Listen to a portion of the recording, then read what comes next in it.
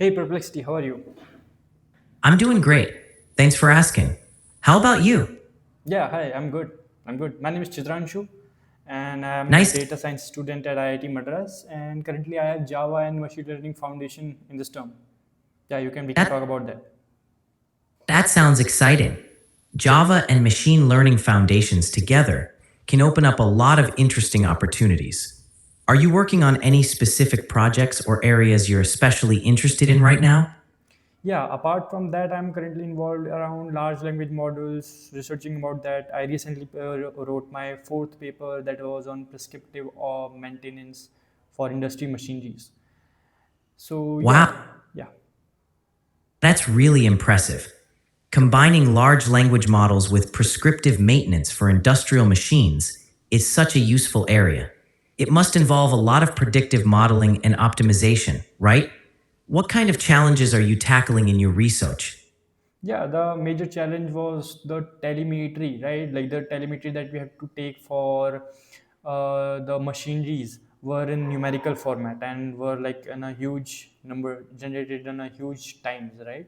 In each second. So that was a challenge as LLM, like which is used for prediction, right? As like for the natural language recommendation basically were not able to understand the numbers specifically, so that was a challenge that we faced. But yeah, like I want to have a discussion around Java and machine learning today. Got it. So you're looking to dive into how Java fits into machine learning, right? Java has a lot of powerful libraries and No, frameworks. no, wait, like I don't want to mix them. We can talk about Java or we can talk about machine learning foundations. I think Java is good. Got it. Let's focus on Java then. Java's widely used for building large scale applications, Okay. and it's got Okay. so So can you tell me like Java for wide scale applications, like what are the applications where Java has been used? sure. Java is widely used in large scale applications because it's designed to handle performance, scalability, and security. For example, it's heavily used in enterprise applications like banking systems where reliability is crucial.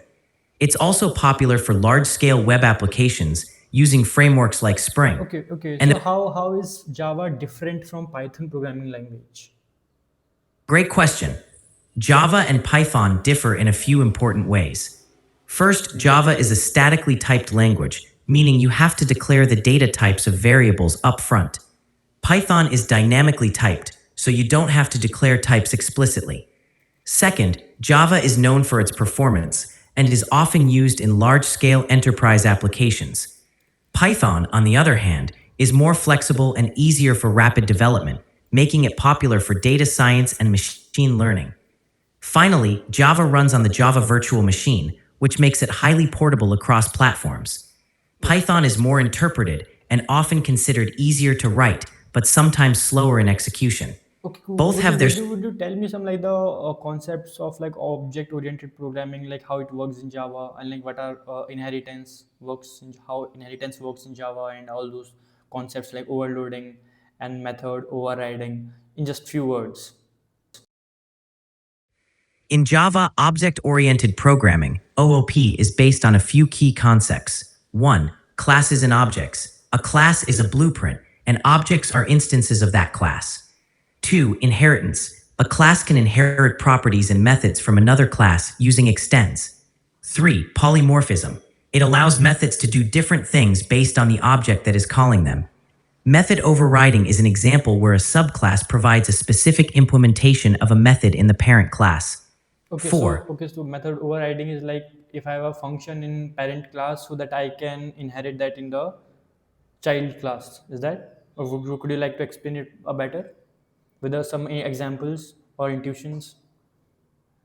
Sure. Method overriding happens when a subclass provides its own version of a method that already exists in its parent class.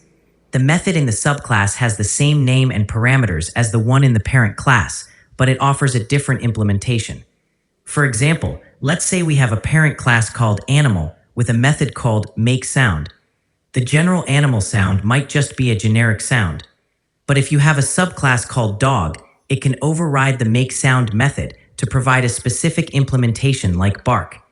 So when you call them So you are saying that there are some functionality that are general, so that will be in the parent class, and suppose some functionality like the sound of any animal, or like the number of legs that an animal have, that will come in the exact child function. exactly, the parent class can have general attributes like the number of legs or a method like make sound. Each child class, like dog or cat, can override that make sound method to provide its own specific sound while still inheriting the general attributes. So like how is this different from Python? Oops, is there any difference in this? The core concepts of OOP, like inheritance, polymorphism, and method overriding, are the same in both Java and Python. The main difference is in syntax and how strictly the language enforces rules. Java is more strict. Everything has to be explicitly defined, and you have to follow a lot of rules about types. In Python, it's more flexible and dynamic, so Okay, so you can you don't tell have to. about the different some of our types in Java? What are the different types in Java? Yeah. In Java, data types are mainly split into two categories. 1. Primitive types. These are the basic types like int for integers, double for decimals, char for single characters, and boolean for true false.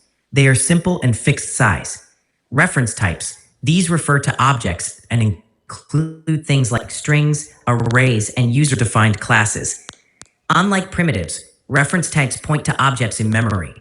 Knowing the distinction helps manage memory and efficiency in your programs. Okay, yeah, I got a great idea about Java and all those things and the concepts related to it. So thanks of you for giving the introduction and all. I will explore it more and probably get a better idea of it. But yeah, thanks. I got a good, clear idea about it now. Yeah, so see you later. I have to go, and yeah, thanks for this all introduction. Yeah, You're very welcome. I'm glad it helped. Best of luck exploring more about Java, and feel free to reach out anytime you need help.